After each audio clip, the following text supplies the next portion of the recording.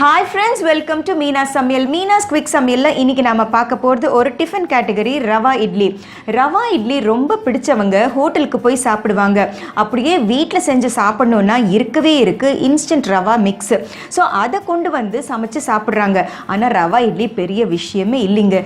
வீட்லேயே செய்யும்போது சிம்பிளாக டேஸ்டியாக சாஃப்டாக வருதுங்க. ஸோ ரவா இட்லி எப்படி செய்கிறது அப்படிங்கிறத பார்ப்போம். ரவா இட்லி செய்ய தேவையான பொருட்கள் 2 கப்பு ரவை. ஸோ இந்த டம்ளரால் தான் நான் அளந்தேன். ஸோ இந்த டம்ளரால் 2 கப் எடுத்திருக்கேன். அதுக்கப்புறமா 2 கப்பு தயிர். ஸோ இந்த தயிர் வந்து ரொம்ப திக்காக இருக்கும். ஸோ நம்ம டைல்யூட் பண்ணுறதுக்காக தேவையான அளவு தண்ணியும் எடுத்து வச்சுருக்கேன். அதுக்கப்புறமா வந்து தாளிக்க 1 டீஸ்பூன் கடுகு, 1 டீஸ்பூன் கடலைப்பருப்பு, 1 டீஸ்பூன் உளுத்தம் பருப்பு, 1/4 டீஸ்பூன் பெருங்காயம், 1 டேபிள் ஸ்பூன் அளவு பொடியாக நறுக்கின இஞ்சி, 1/2 டீஸ்பூன் ஆப்ப சோடா, தேவையான அளவு கருவேப்பிலை, கொத்தமல்லி, அதுக்கப்புறமா 1 டேபிள் ஸ்பூன் அளவு முந்திரி பருப்பு, தேவையான அளவு உப்பு அண்ட் எண்ணெய். அவ்வளோதான் தேவையான பொருட்கள். ரவா இட்லி எப்படி செய்கிறது அப்படிங்கிறத பார்ப்போம். ஒரு பேனை ஹீட் பண்ணிக்கலாம். ஒரு 2 டேபிள் ஸ்பூன் அளவு எண்ணெய் விட்டுக்கோங்க. ஸோ ஒரு 2 டேபிள் ஸ்பூன் எண்ணெய் விட்டாச்சு. எண்ணெய் சூடானதுக்கு அப்புறமா கடுகு, கடலைப்பருப்பு, உளுத்தம் பருப்பு, பெருங்காயம், பொடியாக நறுக்கின இஞ்சி.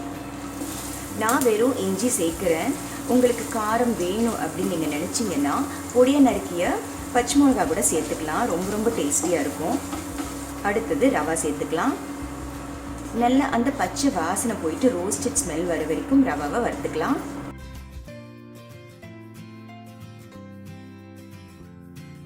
ரவா வந்து இப்போ நல்லா ரோஸ்ட் ஆயாச்சு. நான் ஸ்டவ் சுவிட்ச் ஆஃப் பண்ணிடுறேன். ஒரு பவுலுக்கு நான் ட்ரான்ஸ்ஃபர் பண்ணிக்கிறேன். ஸோ இந்த பவுலில் கருவேப்பிலை வந்து நம்ம பொடியாக கட் பண்ணி போட்டுக்கலாம்.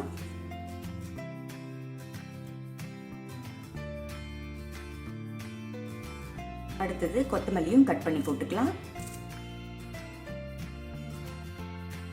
கொத்தமல்லி அதிகமாக போட்டால் டேஸ்டியாக இருக்கும். லைட்டாக க்ரீனிஷாக கூட இருக்கும் இட்லி. விருப்பப்படுறவங்க கேரட் கூட சேர்த்துக்கலாம். அடுத்து இதுக்கு தேவையான அளவு உப்பு, அதுக்கப்புறமா தயிர். தயிர் வந்து சேர்க்கும்போது கட்டி ஒரு வேளை இருந்ததுன்னா கட்டியை நல்லா பிளெண்ட் பண்ணிவிட்டு அதுக்கப்புறமா சேர்த்துக்கோங்க. சேர்த்ததுக்கு அப்புறமா பிளெண்ட் பண்ணுறது கொஞ்சம் கஷ்டம்.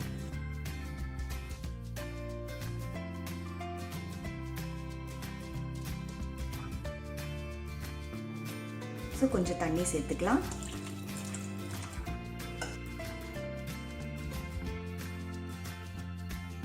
ஃபைனலி ஆப்ப சோடா. ஆப்ப சோடா வந்து ஃபைனலாக சேர்த்துக்கிறது எப்பவுமே நல்லது. ஸோ இந்த ரவா இட்லி மட்டும் கலந்த உடனே வந்து நம்ம குக்கரில் வச்சுட்டு வேக வச்சுட்டு எடுத்துடணும். ஸோ நவ் இந்த இட்லி பேட்டர் இஸ் ரெடி. மீன் வாயில் நம்ம என்ன பண்ணலான்னா இந்த முந்திரி பருப்பு கூட லைட்டாக வறுத்து எடுத்துக்கலாம். ஆக்சுவலாக இது வந்து ஆரம்பத்திலே கூட செஞ்சுருக்கலாம். லைட் ப்ரௌனிங் வந்தால் போதும். இதே போலுக்கு நான் ட்ரான்ஸ்ஃபர் பண்ணிக்கிறேன். இப்போ நம்ம மாவு ரெடியாக இருக்குது. வறுத்து வச்ச முந்திரியும் இருக்குது. இட்லி பாத்திரத்தில் ஒரு சொட்டு எண்ணெய் விட்டுக்கோங்க. கையால் அப்படி கிரீஸ் பண்ணிடலாம். கிரீஸ் பண்ணதுக்கு அப்புறமா முந்திரி பருப்பை வச்சிடலாம். இப்படி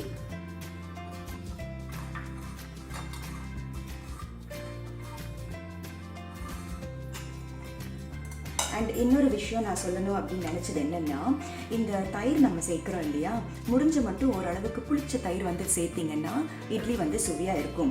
நீங்கள் மிக்ஸ் பண்ணி பார்த்ததுக்கு அப்புறமா லைட்டாக ருசியை பாருங்கள். புளிப்பு அப்படிங்கிறது டாமினேட் ஆகலைன்னா கொஞ்சம் எலுமிச்சை சாறு பிழிஞ்சிக்கலாம். புளிப்பு அப்படிங்கிறது டாமினேட்டாக இருக்கும்போது இட்லி வெந்து வந்ததுக்கு அப்புறமா ரொம்ப ருசியாக இருக்கும். ஸோ இந்த மாவை இட்லி தட்டில் சேர்த்துக்கலாம்.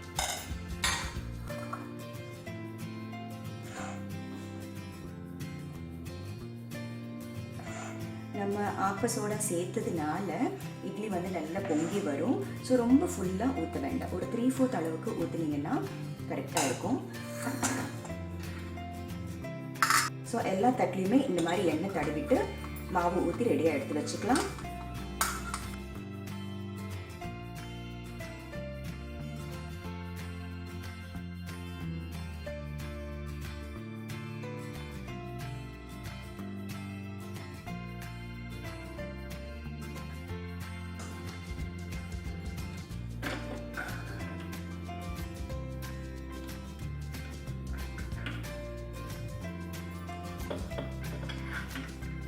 ஸோ எல்லா இட்லிஸும் நம்ம ஊற்றி வச்சாச்சு.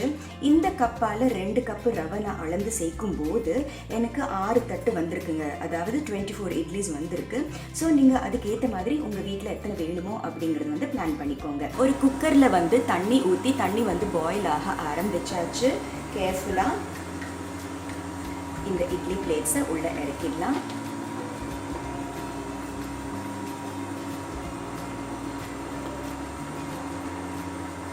தண்ணி நல்லா பாயில் ஆனதுக்கு அப்புறமா நம்ம இட்லிஸை ப்ளேஸ் பண்ணோம்னா தான் நம்மளுடைய குக்கிங் டைம் வந்து நம்மளால் கால்குலேட் பண்ண முடியும். நம்ம வேலை சீக்கிரமாக முடிஞ்சிரும்னு சொல்லிட்டு நம்ம அப்படியே வச்சுட்டோம்னா குக்கிங் டைம் வந்து டிஃபர் ஆகும், நல்லா பொங்கியும் வராது.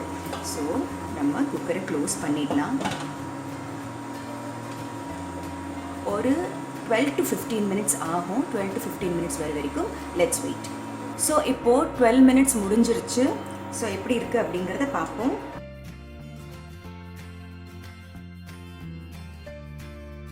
ஸோ ஒரு ஈர கையால் ஜஸ்ட்டு டச் பண்ணி பார்க்கும்போது வெந்துருச்சு அப்படிங்கிறது தெரிஞ்சு போச்சு. இப்போ கேர்ஃபுல்லாக நம்ம ரிமூவ் பண்ணிடலாம்.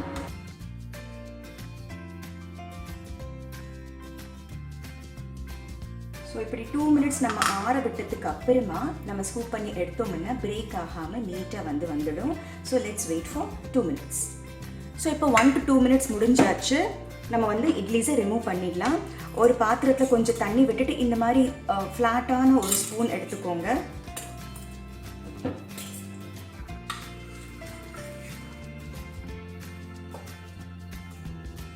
நம்ம இட்லியை ட்ரான்ஸ்ஃபர் பண்ணிடலாம்.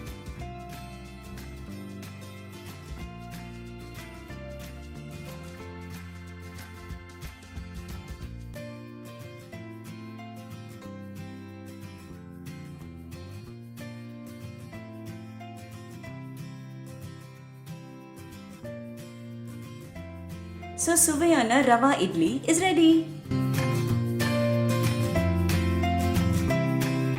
So soft and tasty rava idlis எப்படி செய்கிறது அப்படிங்கிறத பார்த்தீங்க இல்லையா? இனிமேல் இன்ஸ்டன்ட் மிக்ஸ் எல்லாம் வேண்டாங்க, நீங்களே வீட்டில் செஞ்சு சந்தோஷமாக சாப்பிடலாம். ஸோ மீனா சமையலை பாருங்கள், லைக், ஷேர், சப்ஸ்கிரைப் பண்ணுங்கள்.